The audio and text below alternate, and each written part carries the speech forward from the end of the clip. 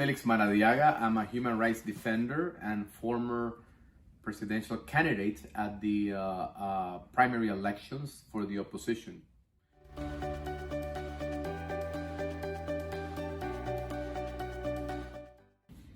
I think that Ortega is combining the lessons of repression that are very typical of the Soviet regimes. The Frente Sandinista, as we know, is a direct product of the Soviet Union.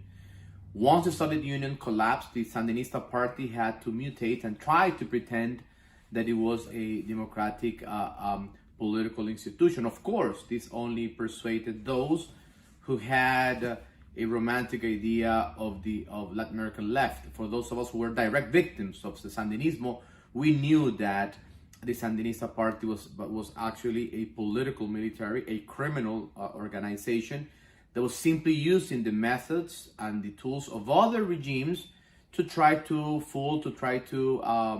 evade sanctions or try to navigate under democratic transition. A few years later, the Sandinista party changed the constitution and made many other changes to the point that by 2018 it was very, very clear that it was a dictatorship. So now they're using the methods of dictatorship, but it's nothing different. They were not facing civic resistance. Once the civic resistance was massive, they had to resort to their own methods. So in other words, that is their DNA, is their nature.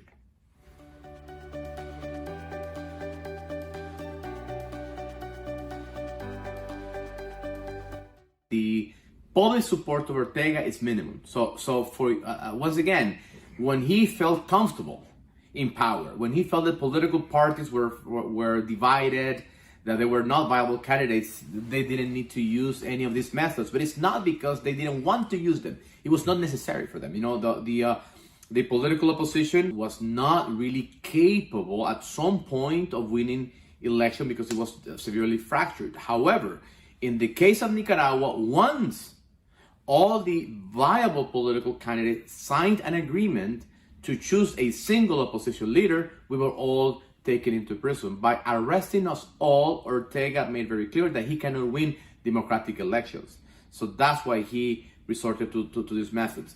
There are other theories for a long time, and I would say that I support part of that theory, that Ortega simply got fed up of the inter-American system, and he has also looked at Cuba, and this is very important. He looked how Cuba survived as a regime, an international community that at the end of the day basically decided to cohabitate with Cuba, to tolerate a tyranny in the hemisphere. It's highly possible that Ortega has looked into Cuba and says, well, at some point they have to accept that that kind of system. So it's entirely possible that he has followed that particular route.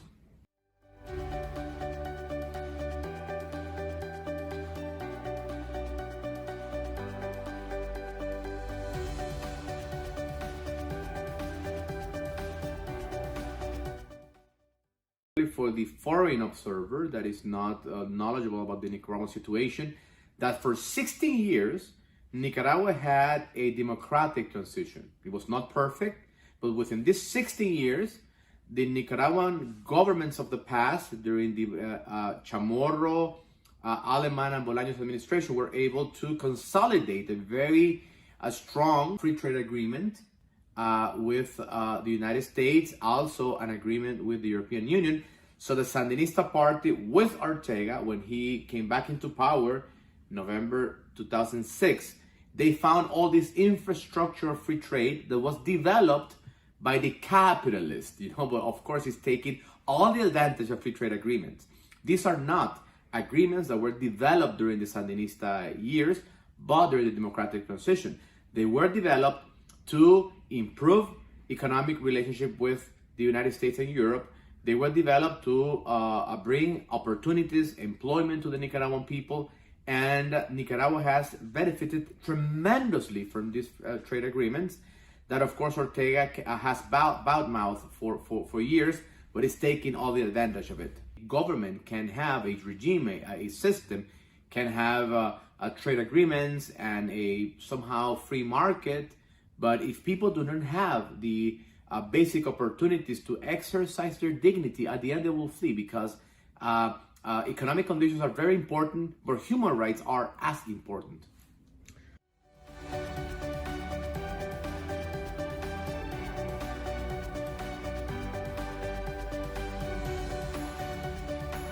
For those who live in democratic countries, they can write letters to their members of Congress.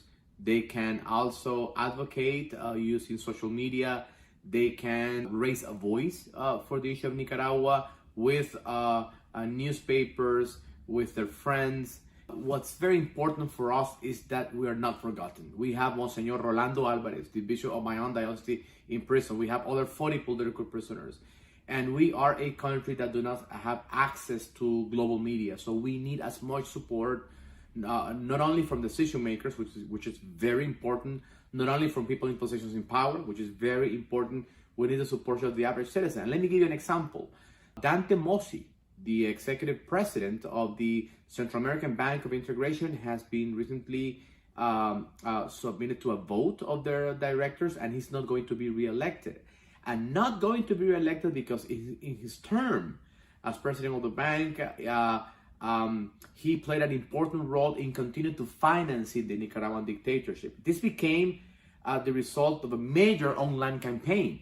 And we launched the campaign in March 10. We didn't have the votes to change the term of the re-election of Dante Mossi. Everyone thought that it was crazy. Well, how a social media campaign could change the vote? Well, it just happened.